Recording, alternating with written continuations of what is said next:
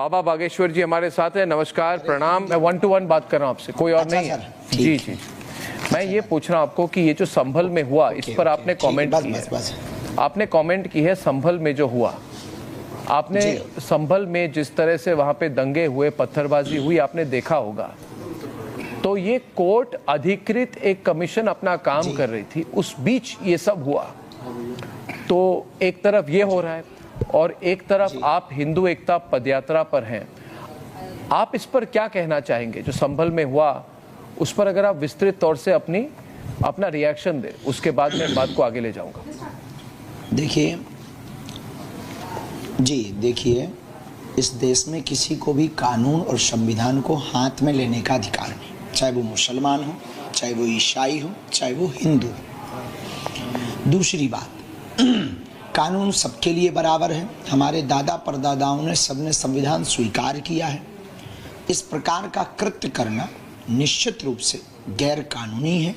या तो वो हमारे यहाँ से भी होता तब भी हमारी यही टिप्पणी होती, वहाँ से भी हुआ तो यही भी टिप्पणी उनके लिए है कि धैर्य रखें, ऐसा कृत्य ना करें, और ऐसा करने वाले लोगों को चिन्हित करके जिनके हाथों में पत्थर थे उन्हें जेलर के हाथों सौंपना चाहिए। और ये इस समय हो रहा है। जब बात हो रही है एक रहेंगे तो नेक रहेंगे, एक रहेंगे तो सेफ रहेंगे, बटेंगे तो कटेंगे, ये सब बातें हो रही है देश में। महाराष्ट्र के चुनाव भी आ गए और उत्तर प्रदेश में भी समाजवादी पार्टी का सफाया हो गया। क्या आपको लग रहा है इसके पीछे कोई ना कोई राजनीतिक रंग भी है, कोई राजनीतिक प्रोवोकेशन है, कोई कलर है इसमें? भैया, हम कभी भी किसी राजनीति पर तो कोई ऐसा बयान नहीं देते हैं। किसी भी प्रकार से हम पॉलिटिक्स पर बोलते नहीं, हमारा रास्ता अलग है। पर जो हम कार्य कर रहे हैं उसका उद्देश्य ही यही है कि इस देश से दंगे बचें, हिंदू एक हो, भेदभाव छुआछूत से ऊपर उठे। इसलिए हम सड़कों पर निकले। हमारा उद्देश्य ही यही है कि इस देश में हिंदू मुसलमान ना हो।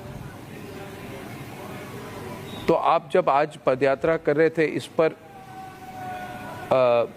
एक सवाल है मेरा। हमने विजुअल में देखा कि संजय दत्त जी आपके साथ थे। विजुअल चलाइए प्रोड्यूसर्स। हमने देखा कि संजय दत्त जी आपके साथ वहां पे हाथ में हाथ मिलाकर चला रहे हैं। मैं सीधा सवाल हमेशा करता हूं बाबा बागेश्वर जी, ये संजय दत्त जो आपके साथ जा रहे हैं, ये 1993 मुंबई ब्लास्ट जिसमें दाऊद इब्राहिम का हाथ था, इन पे आरोप है कि अबू सलेम से इन्होंने AK-47 लेकर, एमुनिशन लेकर, एक तरह से दंगों में उनका भी रोल था। हाँ, और अभी अचानक ये सब बोल रहे हैं कि हम भोलेनाथ के भक्त हैं। तो क्योंकि सब लोग एक लाइन में बात करना चाहते, यही बॉलीवुड वाले, तो इन्होंने हिंदू धर्म के खिलाफ इतना कुछ किया। हर बार कोई भी वहाँ पे हिंदू संत साधु को हमेशा जिस तरह से दिखाया गया बॉलीवुड में, आपको पता ही है। तो मुझे लग रहा था, मुझे थोड़ा सा अजीब लगा कि संजय दत्त अचानक भोलेनाथ बाबा के वहां पे भक्त होके कैसे चले गए।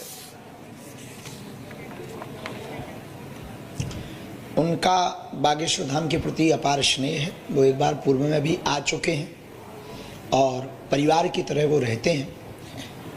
व्यक्ति कोई भी हो, भूलें होती हैं, उसके कारण वो जेल भी गए, जो कि सबको पता ही है। ज़्यादा हमें डिटेल तो जानकारी पता नहीं, पर हर व्यक्ति ऐसे अपराध करता है। हमारा उद्देश्य ये दिशाहीनों को दिशा देना। उनका आना, वो हमारे परिवार के सदस्य हैं। दूसरा, अगर बॉलीवुड के लोग अब वर्तमान में, पूर्व के समय में गुनाह के देवता जैसी पिक्चरें बनाते थे और तिलक लगाए हुए लोगों को गुंडा बताते थे, अगर वो वर्तमान में रियल में और ऑन स्क्रीन में हिंदुत्व का प्रचार करते हैं तो निश्चित रूप से ये वर्तमान के समय का प्रभाव है और निश्चित रूप से साधु संतों की आवाज का प्रभाव है। आप जैसे पत्रकार जो सत्य बोलते हैं उसका प्रभाव है। और इस देश में बहुत बड़े बड़े बदलाव आप देखेंगे। जो कभी राम की जय नहीं बोलते थे, राम को काल्पनिक बताते थे, वो भी राम को माला डालते हुए नजर आएंगे। हाँ, तो ये बात आपने कहा जो दे रहा है दुरुस्त है, बिल्कुल ठीक बात आपने कही कि अगर दिशाहीन को दिशा दिखाई जाए तो अच्छी बात है। और आप जैसे, हमें लगता